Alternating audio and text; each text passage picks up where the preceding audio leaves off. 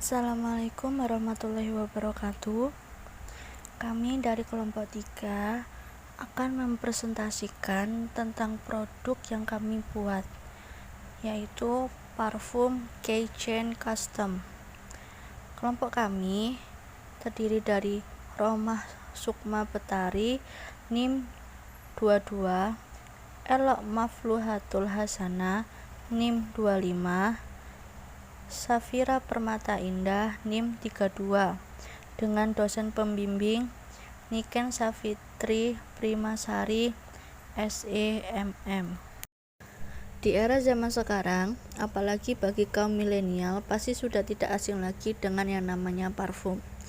Parfum bukan hanya untuk menghilangkan bau yang tidak sedap, tetapi juga menambah aroma harum dan membuat tampilan anak muda semakin percaya diri. Dan parfum bukan hanya dapat diaplikasikan untuk baju saja, tetapi bisa juga diaplikasikan ke ruangan-ruangan agar ruangan tersebut juga makin segar dan wangi. Usaha parfum ini sangat membantu masyarakat, terutama anak muda, agar menjaga tampilannya tetap selalu percaya diri dan wangi. Melihat peluang pasar yang makin besar dan menjanjikan, kami berinisiatif untuk membuka usaha parfum ini. Dan yang terpenting dari produk yakni packing. Kami menggunakan botol Keychain yang tentunya dengan desain yang lucu. Customer juga bisa request gambar stiker dan request nama yang diinginkan. Tentunya, packing botol Keychain ini cukup fungsional, tanpa ribet-ribet mencari tempat untuk menaruh produk, karena produknya dapat dikaitkan atau digantungkan, baik itu di tas, di gantungan kunci, di resleting wadah pensil, dan lain sebagainya. Dan apabila botol parfum tersebut habis, dapat digunakan untuk tempat hand sanitizer, face mist, atau parfum isi ulang. Adapun tujuan usaha yang hendak kita capai adalah yang pertama mengembangkan jiwa wirausaha pada mahasiswa, dan yang kedua memperluas koneksi perkenalan untuk mempromosikan suatu produk. Selanjutnya, rumusan masalah dan batasan masalah. Berdasarkan latar belakang yang sudah dijelaskan, maka rumusan masalahnya yaitu sebagai berikut. Bagaimana menciptakan penampilan selalu percaya diri dan wangi. Adapun batasan masalah dalam penelitian ini adalah sebagai berikut, yaitu pembukaan usaha parfum yang mana parfum sekarang ini sudah menjadi sebuah kebutuhan pokok, bahkan melebihi hingga menjadi sebuah gaya hidup dengan nilai prestis tinggi yang menggambarkan karakter, kekayaan, bahkan sifat dari orang tersebut. Kemudian yang selanjutnya yakni manfaat usaha. Yang pertama yakni memberikan kesempatan bagi kami para mahasiswa untuk memiliki penghasilan sendiri dan mendidik mandiri sejak dini. Jadi gimana sih caranya kita itu berpenghasilan sendiri, terus bagaimana sih cara kita untuk mengembangkan kewirausahaan ini gitu.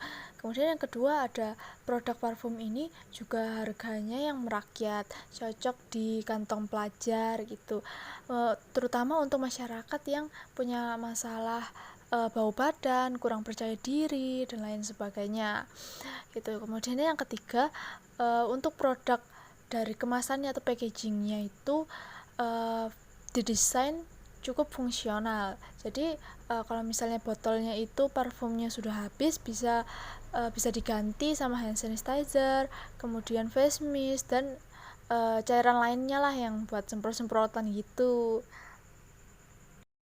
Kemudian yang selanjutnya yakni menganalisis bisnis secara SWOT.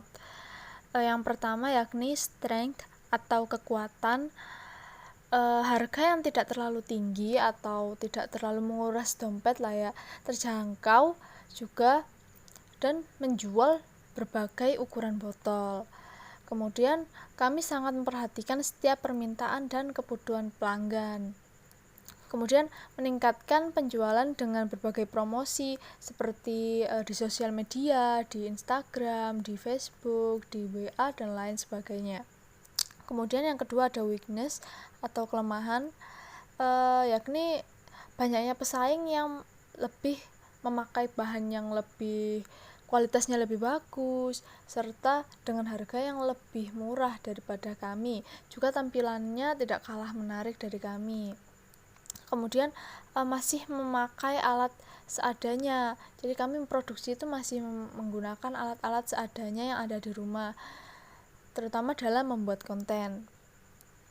Kemudian yang selanjutnya yakni opportunities atau kesempatan, yakni banyaknya konsumen karena bisa dipastikan bahwa semua orang itu ingin tampil rapi, ingin tampil wangi, ingin tampil yang terbaik lah. Kemudian selanjutnya dengan modal yang tidak seberapa mahal, menjadikan peluang bisnis yang cukup menjanjikan.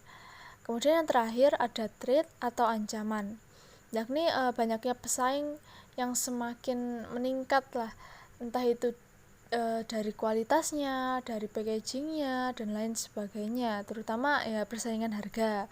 Kemudian ada perubahan strategi pesaing yang dapat mengancam atau menggeser posisi kami.